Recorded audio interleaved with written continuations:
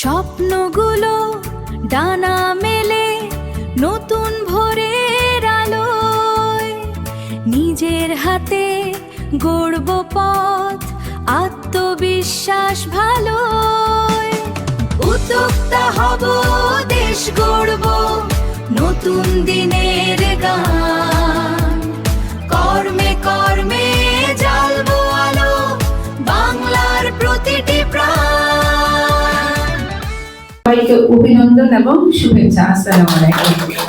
আমি প্রথমে অভিনন্দন জানাতে চাই এই সিসিপির আওতায় উদ্যোক্তা উন্নয়ন প্রশিক্ষণে অংশগ্রহণকারীদের মধ্যে যারা এই 130 বা 40 জন প্রশিক্ষণার্থী বা যারা পার্টিসিপেন্ট ছিলেন, তাদের মধ্য থেকে প্রতিযোগিতার মাধ্যমে নির্বাচিত হয়ে নিজেদের মূল্যবান সময়, শ্রম এবং মেধা দিয়ে 100 ঘন্টার সফল প্রশিক্ষণ কোর্স অংশগ্রহণ করেছেন এবং সফলভাবে উত্তীর্ণ হয়েছেন।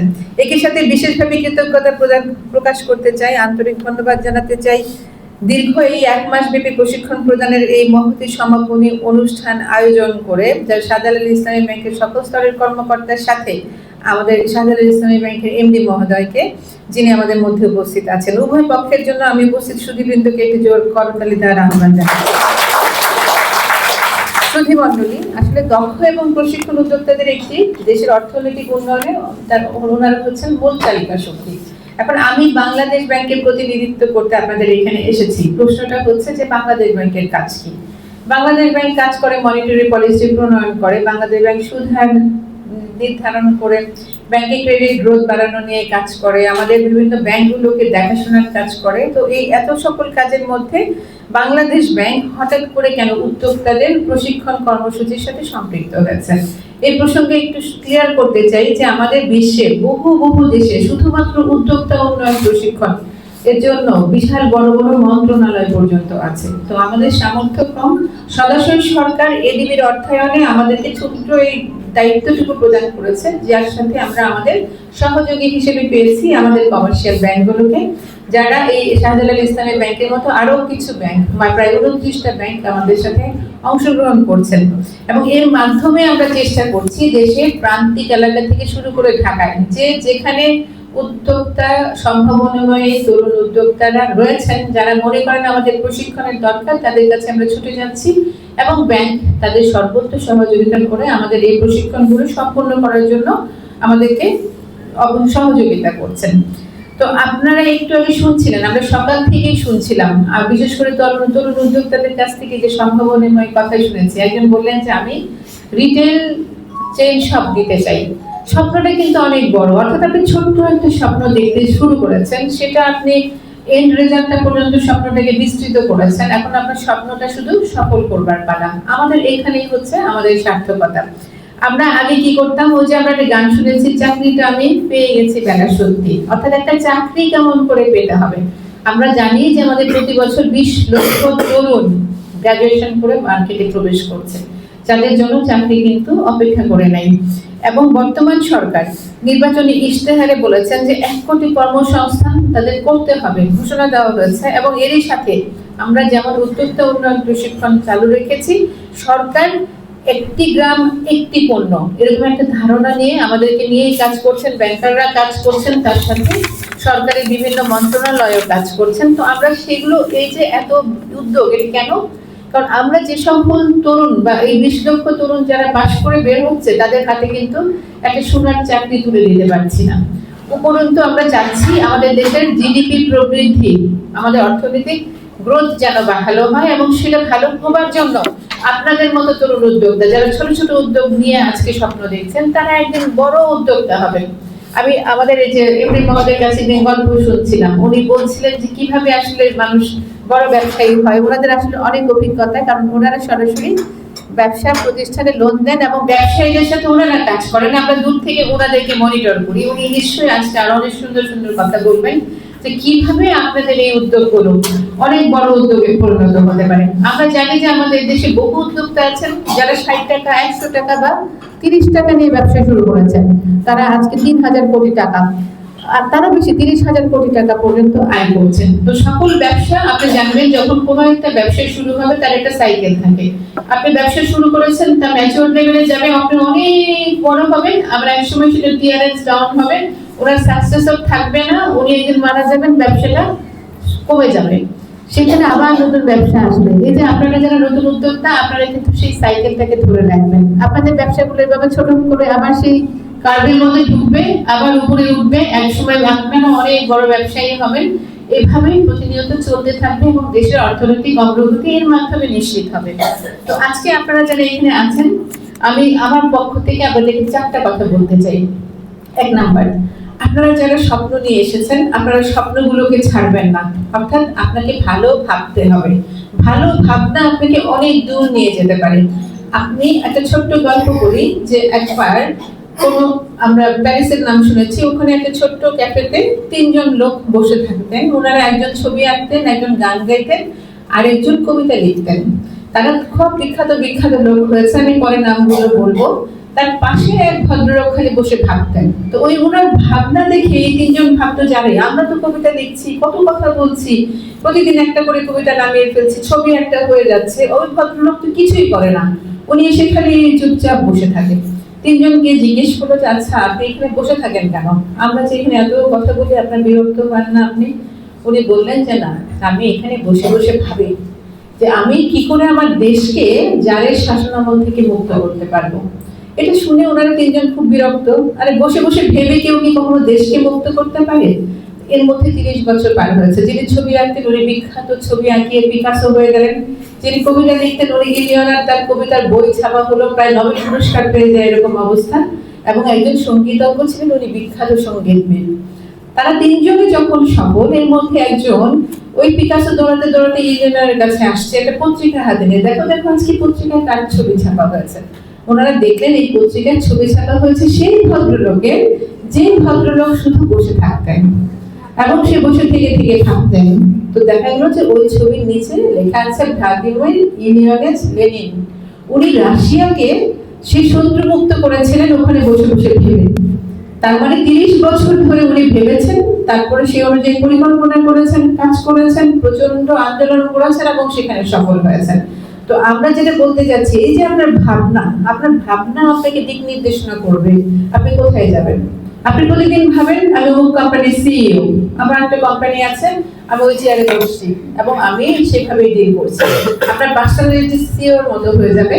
আপনার তার সাথে রিলেটেড কাজগুলো আপনার সামনে চলে আসবে এবং আপনি সেগুলোতে মনোনিবেশ করবেন। পৃথিবীর বাকি সব কাজ আপনার সামনে থেকে কিন্তু চলে যাবে, যেগুলো আপনার মনোযোগকে ডিস্ট্রাক্ট করতে পারতো। তো ভাবনাটা খুব গুরুত্বপূর্ণ। 2 নাম্বার, এফোর্ট। আমি খালি ভাবলে তো হবে না, আমাকে কাজ করতে হবে। যেটা একটু আগে বলে গেলেন আমাদের আত্মবিশ্বাসের যিনি প্রতিষ্ঠাতা, যে এফোর্টটা দিতে হবে। আসলে এফোর্ট ছাড়া তো সফল হওয়া যাবে না। এফোর্টটা কতটুকু দিতে হবে? ধরেন আমার 100% এফোর্ট দিলে হয়, আমাকে এফোর্ট দিতে হবে 150%। কারণ 50% যদি আমি নাও রিচ করতে পারি, 100% যেন আমার কমে না যায়। আমি একটা গাছের উপর দিয়ে পাথর মারবো, গাছটাকে ছুঁয়ে ছুঁয়ে না, গাছের অন্তত পক্ষে 10 ফিট উপর দিয়ে মারবো, যাতে গাছ আমার পাথর থেকে উপরেই থাকে, অর্থাৎ আমি টার্গেট মিস না করি। 3 নাম্বার, আপনি আপনার নিজের কাজে ফোকাস করবেন। অর্থাৎ আপনি তো আপনার স্বপ্নটা দেখেছেন, আপনি সেই চেয়ারে বসে গেছেন, আপনার কি কাজ সেটা আপনি আইডেন্টিফাই করেন, এটা আমার কাজ, এটা আমার কাজ, এটা আমার কাজ। সেই কাজগুলোতে আপনি শুধুমাত্র এই কাজগুলোতে ফোকাস করেন। এই কাজ থেকে ডিস্ট্রাক্ট হয়ে আপনি আজকে সিনেমা দেখবেন, কালকে ওখানে পার্টিতে যাবেন, পরশুদিন আপনার বাসায় মেহমান আসবে, এগুলো যত বেশি আসবে আপনি আপনার ফোকাস থেকে দূরে চলে যাবেন। কাজেই ফোকাস সেন্ট্রিক হতে হবে। এবং 4 নাম্বার, এটা আমি সবাইকে বলি, এটা আমার নিজের কথা না, একজন বড় ব্যবসায়ীর কথা। উনি বলেছেন যে ব্যবসায় 98% হচ্ছে লেগে থাকা আর 2% হচ্ছে মেধা।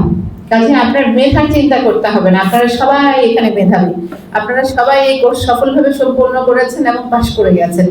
কাজেই আপনি যাই কিছু হোক না কেন, আপনি আপনার পরিবারে ঝামেলা থাকতে পারে, আপনি লস খেতে পারেন, আপনি একটা বড় ধরনের পলিটিক্সের শিকার হতে পারেন, কিন্তু আপনি আপনার স্বপ্নটাকে ছেড়ে যাবেন না।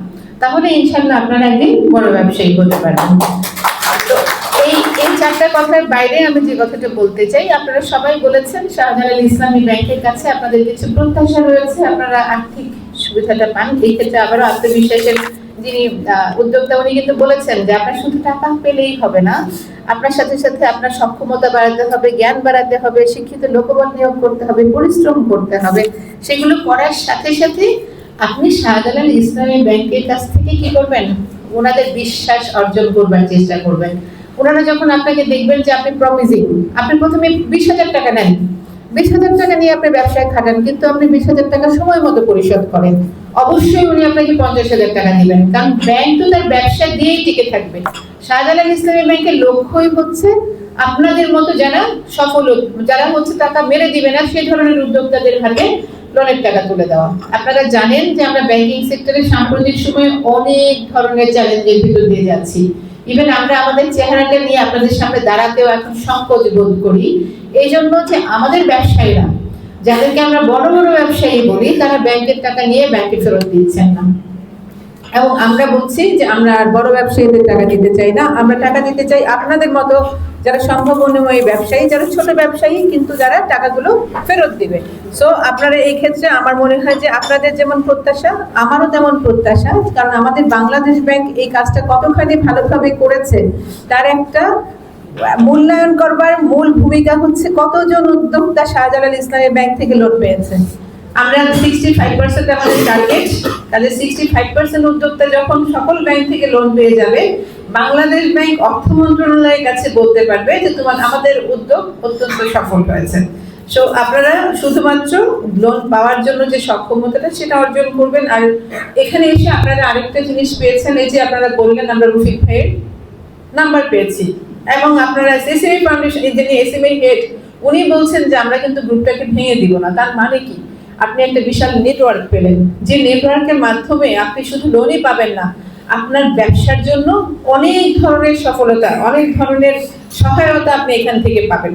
আমাদের অনেক উদ্যোক্তা আছে যারা ব্যাংকে কর্পোরেট বিভিন্ন পণ্য সরবরাহ দিয়ে এখন তারা একেবারে পুরস্কারপ্রাপ্ত উদ্যোক্তা হয়ে গিয়েছেন।